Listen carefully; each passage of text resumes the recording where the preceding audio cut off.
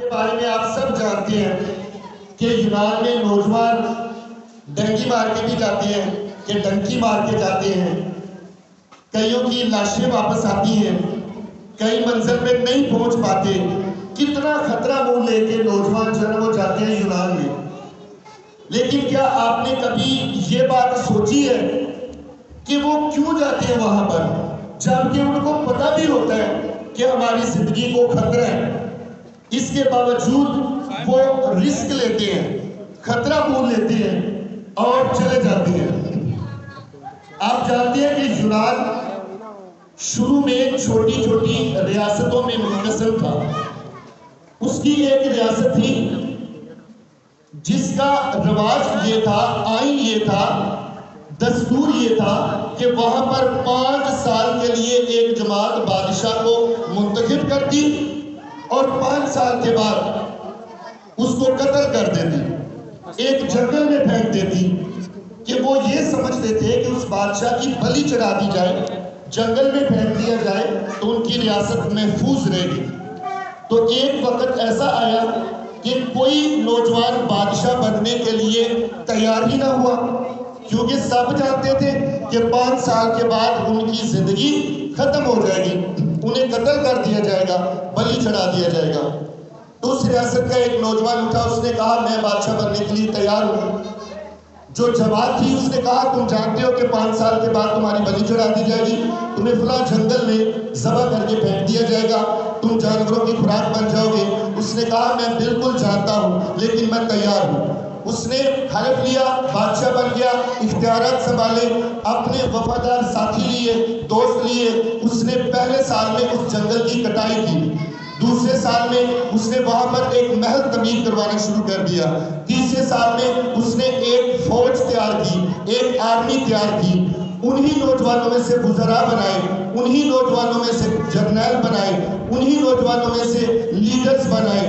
اور 5 سال جب مکمل ہوئے، جب وقت آیا، جماعت آئی کہ اب تمہارا ٹائم ختم ہو گیا، تمہاری بلی چڑھا دی جائے گی، جب اس کو وہاں پہ لے جایا گیا، جنگل میں گئے، اندر گئے، دیکھا وہاں بہت بڑا محل تعمیر ہے، اور انہی نوجوانوں نے اسی جماعت کو جو ہر کئی دہائیوں سے، کئی سالوں سے، کئی صدیوں سے یہ کھیل کھیل رہی تھی، اس پوری جماعت لوگوں نے قتل کیا اور اس محل پہ وہ خود بادشاہ بنا، اور انہی نوجوانوں کو اس نے اپنے مشیر، وزیر اور مختلف عہدوں کے اوپر قائم کیا اور ایک مضبوط یونان کی اس نے بنیاد رکھی۔ آخری بات غور سے سنیے گا نوجوانوں کے لیے، اس بندے نے کیا کام کیا؟ اس نے کہا کہ اب میں نے نوجوانوں کو تیار کرنا ہے، بچوں کو تیار کرنا ہے، مضبوط انسانوں کو تیار کرنا ہے۔ تو وہ اپنے بچے کو تعلیم کیا دیتے؟ وہ یہ کرتے کہ اپنے بچے کو مضبوط بناتے، طاقتور بناتے، بلڈ کرتے، اسے ٹھنڈے تالاب میں پھینکتے کہ یہ سردی کی شدت کو برداشت کرے، اسے صحرا میں ٹھہراتے کہ یہ گرمی کی شدت کو برداشت کرے، اسے ہر فن سکھاتے جو زندگی کے لیے ضروری تھا۔ آخری کام یہ کرتے کہ اسے ایک رات جنگل میں گزارنا ہوتی جہاں پر بھیڑیے ہوتے، لیکن اس کو بھیڑیے سے لڑنا سکھایا جاتا کہ تم نے بھیڑیے سے لڑنا کیسے ہے، اسے دفاع کرنا سکھایا جاتا کہ اگر بھیڑیا تیرے اوپر اٹیک کرے گا تو تم نے دفاع کیسے کرنا ہے۔ تو جو نوجوان اس رات اس بھیڑیے کو قتل کر کے اس کی گردن اتار کے لے کے آتا تو وہ اس کو اپنا سردار مان کے اسے ایک ریاست کا، اسے ایک قبیلے کا سردار بنایا جاتا، اور یوں آہستہ آہستہ وہ سٹیٹس منحط ہوئی اور ایک مضبوط یونان بنا، اور صدیوں سے وہ ایک سپر پاور، ایک مضبوط پاور بنی ہوئی ہے، اور آج ہمارے نوجوان وہاں پہ خطرہ منہ لے کر جاتے ہیں۔ تو میں آپ سب کو یہ میسج دینا چاہتا ہوں کہ جیسے بھائی نے کہا، نہ باجے بجانے سے، نہ جھنڈیاں لگانے سے، نہ روڈوں کے اوپر نکلنے سے، نہ ویلنگ کرنے سے کبھی بھی پاکستان مضبوط نہیں ہو سکتا۔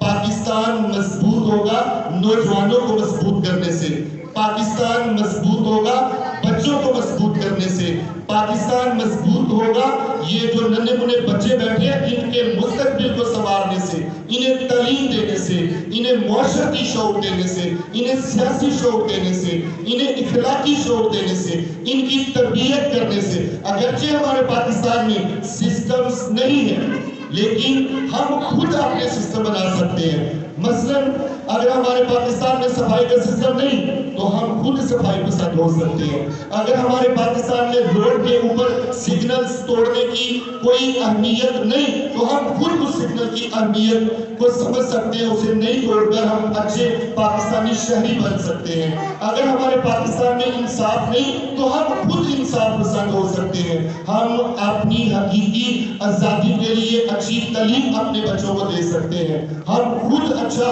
ہنر سیکھ سکتے ہیں, خود کو مضبوط کر سکتے ہیں. آج بدقسمتی سے میں ایک سکول میں گیا, آج کی بات آپ کو بتانے لگا ہوں. آپ یقین کریں میں نے کچھ بچوں سے یہ پوچھا, جیسے یہ بچے بیٹھے ہیں, میں نے بچوں سے پوچھا جھنڈیاں لگا رہے تھے ادھر آؤ, میں نے کہا یہ 14 اگست کو کیا ہوا تھا؟ تو ایک بچہ کہتا ہے 14 اگست کو جنگ لگی تھی. دوسرے سے میں نے پوچھا 14 اگست کو کیا ہوا تھا؟ تو وہ کہتا ہے 14 اگست کو قائد اعظم پیدا ہوئے تھے. یعنی اکثریت کو 14 اگست کا پتہ ہی نہیں ہے کہ 14 اگست کو کیا ہوا. تو یہ ہماری بدقسمتی ہے کہ ہمیں یہ باجے پکڑا دیے جاتے ہیں, ہمیں یہ آج